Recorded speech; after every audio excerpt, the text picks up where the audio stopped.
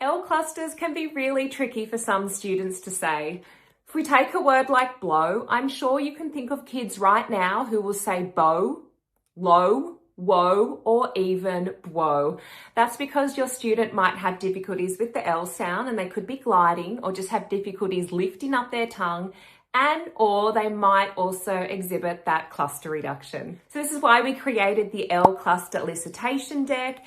It utilizes forward and backward chaining as well as multisensory cueing so that no matter where that breakdown is, we have a strategy to help our students say their L clusters clearly. So let's take a look at the stats. Now this is a very big deck. There are 102 cards, and that is because it covers the 6 different types of 2-element L clusters. So that includes BL, CL, GL, FL, PL, and SL clusters. And as we mentioned, this utilizes multisensory cueing and forward and backward chaining. So for each of the L clusters, you get an initial sound cue, of which there are 6. There are then 8 corresponding L words and then 8 L clusters. Now, if you're unfamiliar with forward and backward chaining and multisensory cueing, we have a really helpful insert in here.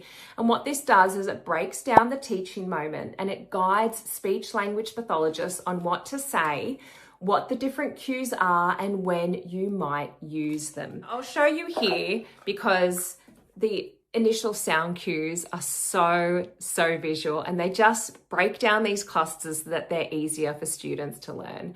Now you might realize that they are familiar, and that is because they use those same metaphors in the original Biorum speech sound cues. So there's no confusing the student with different types of cues. Now to say a word like flap clearly and not knowing whether the student has cluster reduction and they're deleting either the first or the second sound or they're gliding, we like to think of this deck as an equation, as a little bit of a stepping stone, as helping the SLP use multiple types of cues to help their students say L clusters clearly. So we do this by using an initial sound cue like to remind the student that this is the first sound in the word, and then it joins on to a word starting with L. And if I model this, you will hear that when I say this slowly, it actually helps the child say an L cluster. Flap. Now here are some features that SLPs will love because it is going to make your life easier. All of those L cards here, they have no border around them, and that is so that it is easy to use that initial sound cue and join that sound on. And then when we get to the L clusters, there is a white border here. So fingers crossed, forward or backward chaining really helps support your student so that they don't need these cues anymore and you can just use these cards. But it's not just the front of the card I want to show you, it is the back of the card and the color coding. Now down the bottom here, you are going to see a strip, and that strip, purple here for GL, is going to help orient you know where the other GL clusters are in this card deck. I'm a practicing SLP. I know what your table looks like when you're using lots of different types of clusters.